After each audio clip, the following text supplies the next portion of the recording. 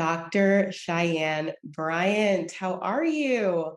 I'm doing wonderful, Jocelyn. Thank you for asking. I'm excited to be here with you doing this interview and being able to provide folks with just tools and information that can get them to a place of peace and mental health and a great quality of life. And last but certainly first, the places that they want to be at in their life and in the world. So excited to do that. I love that. And let's dive right in because that place, right? That place of peace is so different for all of us. So, how do you define inner peace?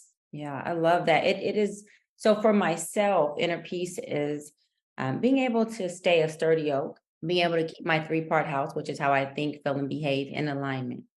While life is doing what life will do to all of us, none of us are exempt to life. And so, a peace for me is saying, you know what, I'm not here to personalize life, I'm here to live it. Mm. And while I'm living it, I only can live it in a place of enjoyment if I can understand that life is not doing this to me, life is doing what it does. Kind of like a snake is, it bites and a snake does what the nature of a snake does. A bird flies. And so when a bird takes off and flies, when you become present, it's nothing personal to you. It's birds fly, right? And so you take life and look at it from that perspective as, wait a minute, life isn't doing this to me. This is what life does. And so let me not try to change life. Let me change my perception. And so for me, peace is, what, when life does the really good stuff and then when life does the really weird stuff, I'm still at a very, very balanced tone. I'm still a sturdy oak. I'm still able to ebb and flow with that and understand that it's not me, it's life. And so, what can I do at this moment right now when life gets weird that can keep me in joy and happy and in peace? And since been able to come to that space, for me, that's self mastery and that's peace. I couldn't agree more. And I think it's so beautiful the different examples and illustrations that you gave because it really helps to put things into perspective. Because oftentimes it does feel like life is happening to us and people are out to get us. And depending on our frame of reference, maybe we just got out of a contentious meeting and then we go home and we take that spirit home.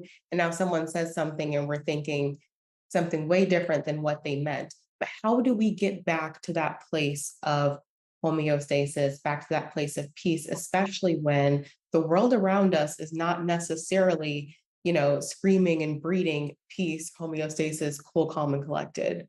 I love that you said, and I'm going to quote you: "The world around us isn't, breathing peace and homeostasis and baseline." For the person who believes that life in the world is not screaming that or creating that, you're absolutely right, Jocelyn. It's not creating that. For the person who is believing and has shifted their perception to only seeing and receiving that life is working for them, life is screaming peace, life is screaming abundance, life is providing experiences that uplift them, empower them, bring joy, bring love, and it's kind to them. Life is doing that. And so again, it goes back to perception. It's not the circumstance that causes agony or stress. It's the way you're perceiving it that causes that. And so quick, short story. I was driving in my truck.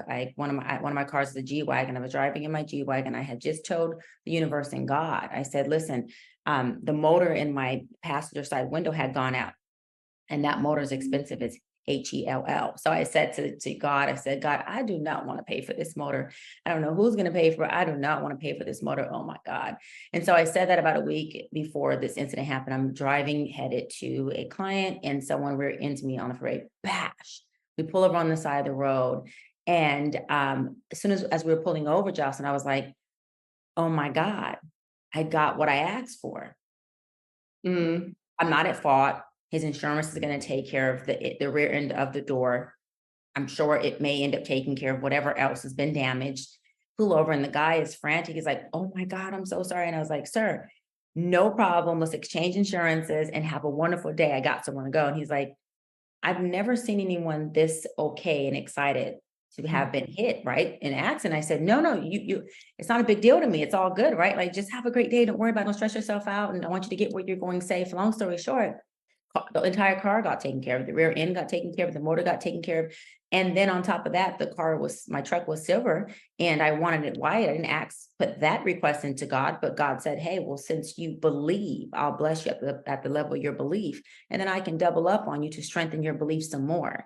And so my car got painted white, didn't pay for a penny, not for a penny.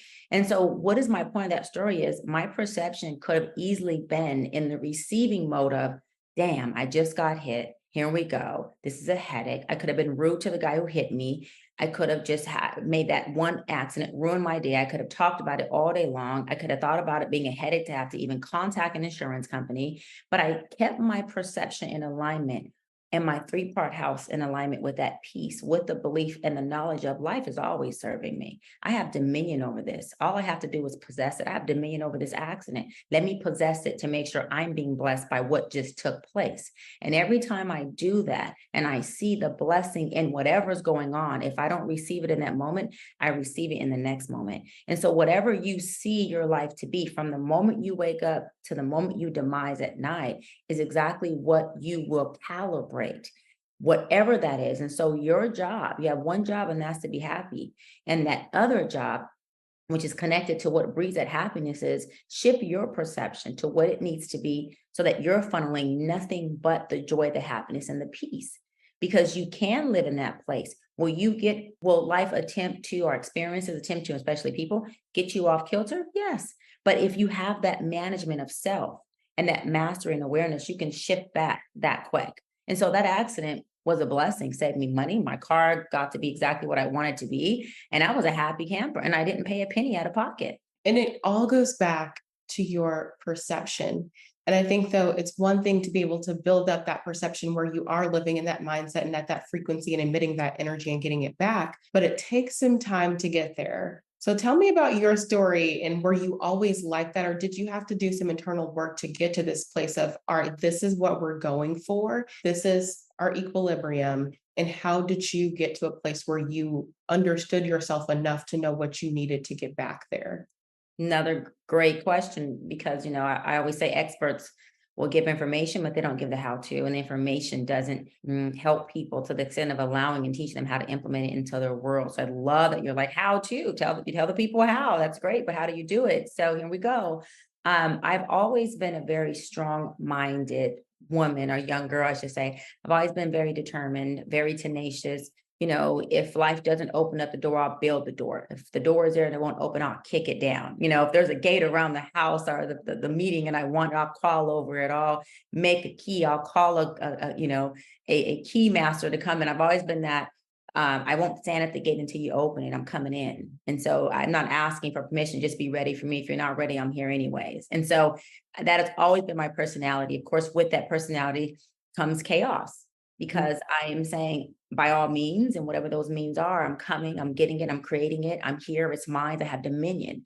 What I had to work on was working on my perception in how I receive the word no. I had to work on not allowing the no to frustrate me to the point where I may damage a relationship. Right. I had to work on not personalizing life or people or circumstance, because personalizing that put me in a place of isolation that made me feel was me against the world per se. And it's never you against the world. It's the world is your oyster, and use your dominion over it. And so I had to work on that. It's not you, why me? It's the world against me. Well, then I'm going to take it on and let's go. And what I've learned is I can't take on life. It's just not that we aren't powerful enough to do so. It's just too hard of a journey. And that is a very turmoil, agony journey. Why would you want to do that? And so I've learned to be more like Moses per se in the Bible, where, Moses told God, like, I don't know anything about this journey. And you're asking me to go rule over people who don't even know me. Who do I say I am? Like, they don't know me. And God said, you tell them, that I am. That's it. And he's like, okay, right. And he went back and he said, I am. And the people goes, well, we'll follow you. And then on his Moses journey, I call it, which is this long journey, there was a shorter way to go, but God took him the longer way because he knew he needed that longer journey to build character and muscle, to be built for what God had for him. And so as I was doing my work that you asked what I did, I started to believe more of what I was being told in per se my spirit. I started to believe more of what I wanted and say, okay, I'll trust the process for what I want. And so when things would show up, I would go, well, if it seems like the longer journey, then it's going to build character like Moses. Well, if God said to show up in the room, and I'm just this little girl per se from the inner city, from the hood. I'm not used to being in these rooms. I'm not used to being around these culture of people. Then I'll just show up in the room and I'll say, well, and they say, who are you? I say, I am. Who sent you? I am dead. And so I start to learn that it's not where I'm going. I have to see if I belong to. It's me understanding that wherever I go, I wouldn't have the address unless it was meant for me to be there. See, all the shifting in my perceptions is what allowed me to build my confidence in certain spaces because I've always been pretty confident. What allowed me to build my faith and belief in not just myself, but the process. And the process is God or whatever higher being people believe in, universe, God, whatever they believe in, that process is your higher being, your source. And just saying, look, when the step is ordered, I'm taking my step. And then I had to work on not having to see the entire stairwell, but understanding that I have faith that when one step is ordered, I take the step. And sometimes that'll give me a glimpse on step number 2 or 3, but it usually doesn't go further than that. And I had to learn that don't get discouraged in the 3 steps, knowing that you see a stairwell, because at some point, if I don't stop, I'll end up exactly where I want to be and then some. And so all of those shifts of mostly what I'm describing is emotional intelligence of saying, okay, nothing's coming after me. And a no doesn't mean no. And I don't have to be mad at the person who delivers a no. They could just be a messenger, right? And so keep that relationship, take that no and push it to the side and focus on your yes, because that person might be the person at the gate that gives you the yes, and be okay with that.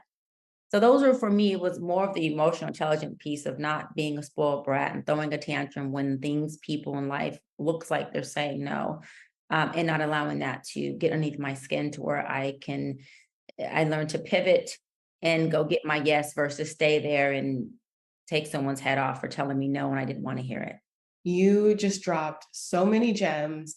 And I think one of the keys there is to not personalize that no, because like you said, there are so many different reasons for a no in and of itself, like for the delivery of that no, whether it's not a no to you, it's maybe a no at this time.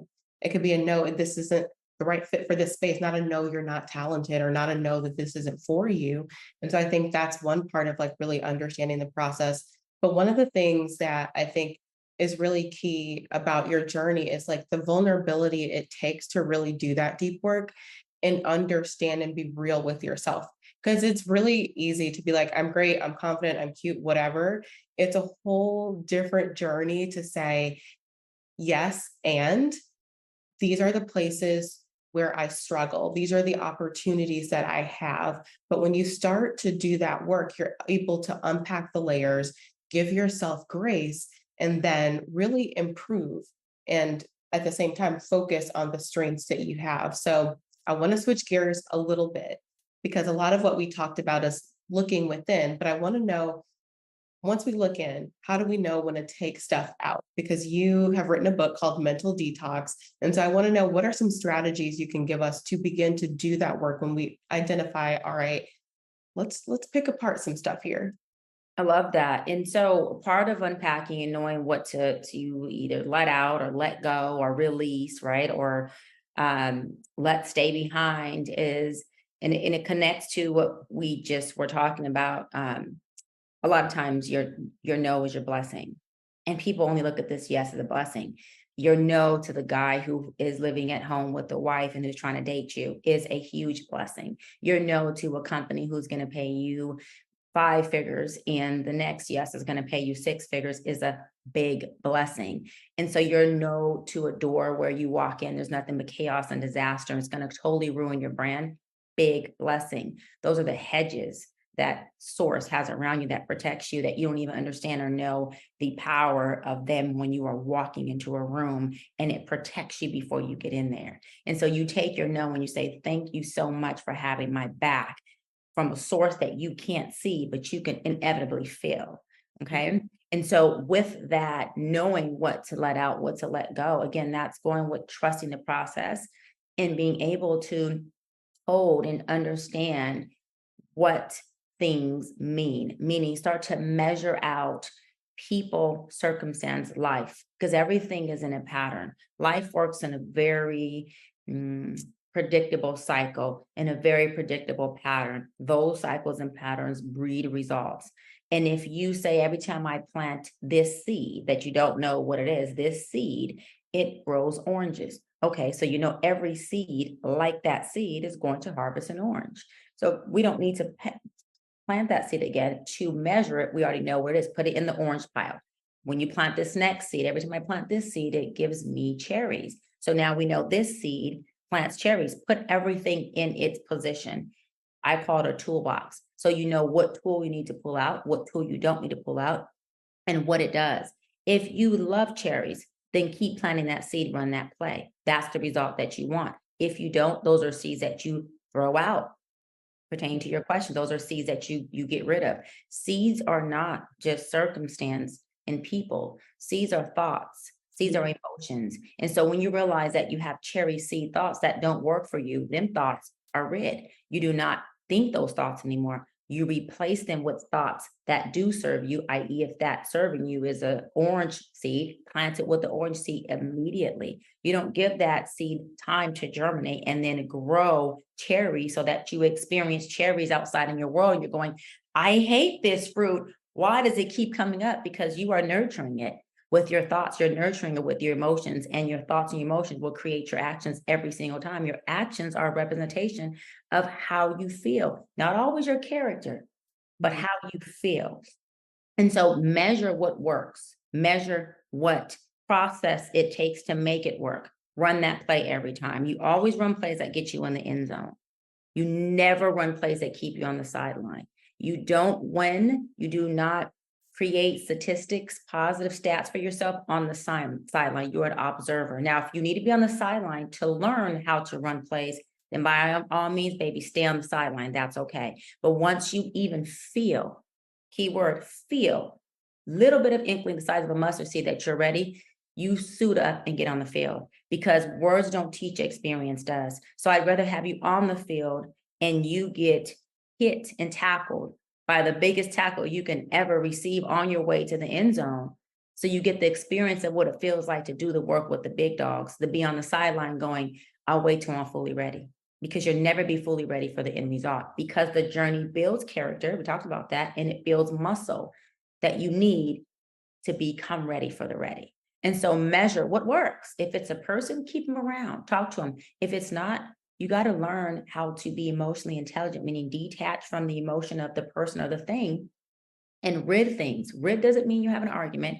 Rid doesn't mean you have to go off on a person. Rid means you can smoothly, easily, ebb and flowingly start to detach or disengage. Doesn't have to even be a verbal communication process of, hey, I'm going to disengage. No, you just do it and you start to engage in the things that work for you. You will see that your life starts to flourish when you only water the seeds that you want and do not live in dogma. Dogma meaning you live in your life based on the thoughts of other people. If I rid this relationship and I've already rid it 3 or 4 relationships within the last 2 years, people are going to think certain things about me.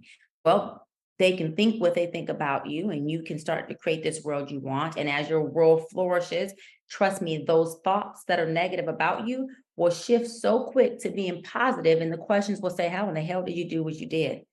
By not listening to you and the outside chatter, by listening to the things that work for me, by getting to know the sense of self of what makes me happy, by running the plays on the field, not the sideline, and not caring if I get a tackle and don't make it, or if I fumble the ball and the stand goes crazy. I have a chance to come back and redeem myself. And part of being a stellar athlete, a person who has peace, is having a bad memory, they call it in sports. But in the clinical world, we call it emotional intelligence. When you fumble, forget about it. Get back out there and figure out how you can make up for it, because people really only remember the last thing that you did, and keep creating the beauty of it. And before you know it, they'll be on the sideline going, Jocelyn, how did you run that play? Jocelyn, where did you learn to do that? What was your process when you were once the young girl on the sideline going, I hope I can get this right? You're damn right you can get it right. Just get on the field and figure out how to do it. And I think it's so important to realize that because we don't learn if we don't take that first step. And the first step is always the scariest. And when you're embarking on a journey that's beyond your own belief, but you have this dream in your heart, it goes back to what you said. You're not going to see the whole staircase. Or I used the metaphor that I saw in The Secret of like, you're driving down this road, you have your headlights on, but you can only see a couple meters ahead. You're not going to see the whole path in front of you, but you have to keep driving. But that can be intimidating. So you have a bit of experience with this, just even in your own story and working with the clients and patients that you work with of dealing with imposter syndrome. And I'm wondering, because you mentioned you were just a young girl from the hood, now you're a president of the NAACP and doing all of these incredible things. Were there times where you had to deal with this imposter syndrome of being in these huge places and really owning the fact that you deserve to be there? Yes, and it's interesting because it wasn't so much the room or the magnitude of what the room held that had me thinking like, what the hell is going on here, right? Like, there's some learning, there's some culture shifting that I have to learn to do, some code switching I have to learn to do. It was usually the people in the room who were the big dogs, who seen from their perspective this small dog sometimes, and then sometimes they seen the big dog in me that I didn't see yet. And that intimidated them and thought, yo, this young girl who's a big dog and she is very confident and fearless may come to take my place. And so for me, I had to shift into getting out of that dogma and saying, well, okay, what are they thinking about what I'm wearing in this room, right? As a young 22-year-old girl, I'm 40 now. And do I have the right attire? What do they think? What are they going to think if I stand up and I speak words that don't fit the lingo of what this room's culture is? Okay, what if I, show up in ways and I act and behave in ways that they say, what is she doing? I had to get out of that and say, hold on, wait a minute, right? If God gave me the address, I belong here. And so let me act as though I belong here with the balance of not being arrogant, but being very sturdy oaked in who I am and where I'm at. And I had to learn, Jocelyn, that I'm not there per se to take on fully the culture of that big room, the culture of these big dog people. I am a big dog.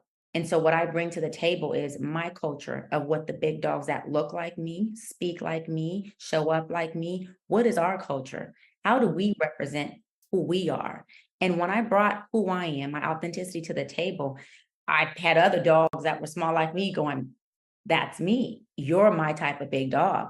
So as you continue to bring us to the table, we see that we have a place and we don't have to figure out where do we fit. We fit right in Dr. Bryant's chair. We fit right at Dr. Bryant's shoulders. We fit right next door to her because I have shaped a new culture of what young and professional look like. I was the risque doctor at the beginning. I was the risque NAACP president. I was the youngest president of our branch. I was the first woman president of our NAACP. I've done a lot of firsts.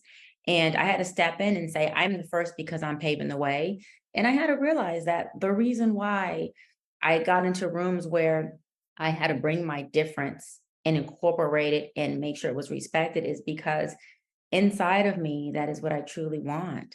Inside of me, God knows I calibrate. I want to be the first. I want to be I don't want to be the only, I want to be the first. I want to be the one that creates the new door that people who never had a seat at the table, who never had an opportunity. I'm not even talking about just color. I mean, people within our Black community who said, I'm too hood, I'm too underdressed, I'm not well spoken enough, I'm not educated enough, I don't articulate it enough, they won't get me, they're gonna look at me like, how did I get here? I don't belong in this position. Those people are the people who I made sure I showed up different for. And those are the people that when they come through the door, I'm going, got a seat for you because I know I can create another one. And so that imposter syndrome is real and it is and can very much cripple somebody from being in the position and the seat that has their name all on it. They see their name on it and they're going, there's no way that I can sit there and I can show up in a way that this room will accept me. Well, how about you don't need to show up in a way that they will accept you? You need to show up in a way that you can create space for people like you, because you don't want to fit in any puzzle piece that ain't your spot. Because at some point you pop out and you start to see you're different. You want to come in and you say, hey, this is the piece that was missing and I'm it. And then people have no choice but to accept you, especially if you show up and you say, I'm the piece that's missing, and let me show you the value that I can bring. And when people see the value in you, they will help you make room for you at the table and in the room. And that's the space you want to be in. I had to really show my value because I believe to a lot of people, I was just another really pretty face from a girl who, dresses well, carries herself well, and she can get in the door with that. But when I show them that once I'm in the door, I can hold my own. And not only that, I can help you hold yours. And I can bring value that's more than just some bread loaf to the table. But I can come with wine. I can come with a full course meal. I can prepare it, make it, bring it, cook it, and afford it. I know then they were like, oh shit, and hold her own. I can. And you got to more show it than say it, because people will always see what you do more than they hear what you say. Yeah, a lot of times they tune out what you say and they're just watching. But I think what you said about owning your seat is so important because there's a reason why you were invited into that room and there's a reason why there's a name card with your name on it and a seat designated for you. And it is because you, before you even walked into that room, were enough. It is because the diversity that you bring, like innate in and of yourself, was what that table needed. And so one way to like quickly shed any fear of imposter syndrome is to know that like, first of all, you're not going to fit in everywhere and you're not supposed to. And two, you being who you are is going to add something unique and diverse to a table of individuals. And so understanding that and owning who you are, you're able to create opportunities that truly resonates with the core of your being. That's it. And then you're in alignment. And then what? You're in your purpose and you're not saying, I hate what I do. You're going, dang, I love what I do. It feels so natural. Well, yeah, because your authentic self is what calibrated this, not the mask or the dogma that you walked in thinking you have to be. And now you are hating what you're being and you're hating what you're becoming. And life is all about, what am I becoming from this? What am I becoming in this? And what are the P and legacy is, what are the people around me becoming because of me? And am I proud of who they are becoming because of me? And if so, you're in the right place doing the right thing. And if not, you're still in the right place. You just have to shift to do something different. So makes us afraid is going with society, going with the norm. And that's just one type of dysfunctional norm. And I know that you talk a lot about that. I've stalked your Instagram. I know you talk a lot about dysfunctional norms. So can you break down, first of all, what is a dysfunctional norm and what are some of the common dysfunctional norms that you see play out either with people that you work with or just that you see in your everyday experience? Absolutely. And so there's objective and subjective dysfunctional norms. Obviously, objective dysfunctional norms are things, like, just toxic relationships. What is a toxic relationship? Anything that feels abusive. I don't like to put a definition on abuse, like if it's physical or if it's emotional or if he or she said this or if he or she hits you. No, it's anything that feels like it is deteriorating you and like it is chipping away at you and it's making you go dark. It's abusive. And so those are objective. Subjective is depends on the person. If something within your world, right, nothing to do with another person, place, or thing, but just within your world is creating dysfunction in you. It's causing what dysfunction is. It's causing negative thoughts. It's causing you to feel really bad. It's causing you to go dark. It's causing you to show up in ways and behave in ways that you are not proud of, that don't represent the message you want to send to people, then that is dysfunction. And that is a dysfunctional norm once you continue to do it. But this is the thing, if you show up and do something one time in a year, that is not your norm. That is you being pushed into a different character that has been doormat in you. If it's something you find becomes your go-to every time I get upset at work or I get home and things don't feel good for me, I pick up a bottle and I start to drink. Every time I'm not feeling good, I start to eat because I emotionally eat. And I do it all the time. All the time is what makes a dysfunctional norm. And so you want to identify, okay, dysfunction means a few things. It doesn't make me feel good. I feel like I go dark every time I'm around it, I'm doing it, or I am engaged and connected to it. And it's not breeding the result that I want. Whatever that result is for you, for me, my end result is always just to be happy as heck and at peace. That's my only goal. Whatever brings that, I welcome it. And so if your goal is not being reached, then that norm is not serving you. Very much is a dysfunction, meaning it's not helping you function in the way that you would want to function. That's all dysfunctional means. We have also taken dysfunction, our society has, and really made it this really big monster. And so people are like, oh my God, it's dysfunctional. No, there is healthy dysfunction, and that takes place in all relationships and within yourself. All dysfunction means is it stops you from functioning in a way that serves you, in a way that you want to function, in a way that makes you happy, brings you peace, makes you feel good. That's all dysfunction means. So is this thing veering you, shifting you away from functioning in a way that makes you happy, that keeps you aligned? If it is dysfunctional.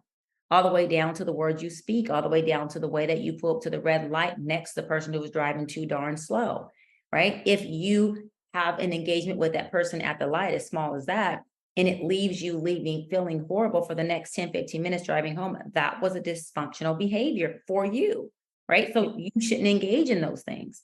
And when you start to look at it from the smaller pieces of the pie, then you start to really implement goodness throughout the entirety of the pie. And people wait for the big pie pieces, like dysfunction, to be a big theme, right? Of the consequence is jail time, the consequence is abusive relationship. Well, you've let it become way too far. It's not just a dysfunctional norm anymore. This has became a need, a codependency in your world for you to function. Two totally different things, right? Codependent, I need this or you to show up in this way for me to even function. Dysfunction is the way that I'm functioning, or the things and people that I'm around that function. They are taking me out of my healthy way that I would like to function, that breeds me the happiness, the peace, and the goals that I want. And so get in contact with that, ladies and gents, because if you can intervene or prevent the small dysfunctional patterns and norms, then you can 100% prevent yourself from becoming codependent, which is a bigger issue and form than these dysfunctional norms. And we all have dysfunctional norms that we do every day, because what is dysfunctional about us, which is called contrast, is what shows us what's functioning about us. And so it's almost like from time to time, we need a checkmate of by our dysfunctions to show us how well we are functioning. So perception again, guys, don't get caught up in, hey, I am have seen myself do so good, and now this dysfunctional person or norm has came back. No, it's a measuring tool to say, yeah, you've been doing really well. Let's check it against facts. Let's do a fact check. You've been doing well. Are you doing well enough to manage through this dysfunction? And are you doing well enough to become aware of this? See, this is coming up to say, let's see what your awareness measurement is. You caught it, good for you. Let's see if your your prevention measurement is, oh, you prevented it, good for you. And if you don't prevent it and you don't become aware of it, but you're able to catch it while it's going on, oh, you were able to intervene, good for you. Either way, if you end up figuring out, wait, what I just did was a dysfunctional norm I try to get rid of, or what I just said is dysfunctional, then still celebrate yourself, because awareness is the first step to saying, how do I prevent? How do I intervene? You can't do nothing without having the awareness of, I'm doing something out of my functioning that serves me. So that's all that it is to help you function. And again, you can't live in dogma with, Bishop Jake said this best, you can't live in dogma with what someone else tells you is dysfunctional for you. And he said in such a beautiful way that says, you may say, I should leave my husband or wife, because you may not have the bandwidth to deal or the capacity to deal with what he or she brings. For me, it's not dysfunctional. For me, it serves something in me. And I have the bandwidth and the capacity to withstand this marriage. And so I'm going to stay. So many gems once again. And I think that awareness piece is so crucial, because I think that's what stops the dysfunction from taking over and becoming a karmic cycle that then becomes disruptive. So it's one thing to have that awareness and to be able to do that checkmate, right? But what do we do if we haven't been aware? And I think this happens a lot like early on in life when we're not aware of our habits or things that aren't serving us and we go in these cycles and hit a wall. What do we do once we've gone from dysfunction to disruption and now we've got to make a change? How do we make that change to get back to where we need to be? You first celebrate and you thank whatever source you believe in, even if that source is yourself. I welcome any sources that recharge you, that you plug into. You celebrate the heck out of that source, even yourself. You say, thank you for having my back, because the wall, which is that no, has been my biggest blessing. You, something, somewhere, put a wall here for me to hit and get the experience, because words don't teach, experience does. If words did teach, that person has already heard through words, you're about to hit a wall, you're about to hit a wall, and they continue to drive into the wall. So think the wall versus getting out of your car and being upset that the wall was there and caused you pain. You caused your own pain, the wall had your back. Shift in perception, that's the first thing. The next thing is, once you get to that level of, again, that codependency or that karmatic pathology cycle of I've hit a wall, it has gone completely dark, then you have to seek help. There are some things that you just can't do on your own, and that's just real. And you have to seek help, not just from any practitioner or professional, but someone who can do more than listen to you. One thing that my clients always compliment me on in session and outside of session is that I give them homework and that I am a very good listener, but I'm extremely interactive.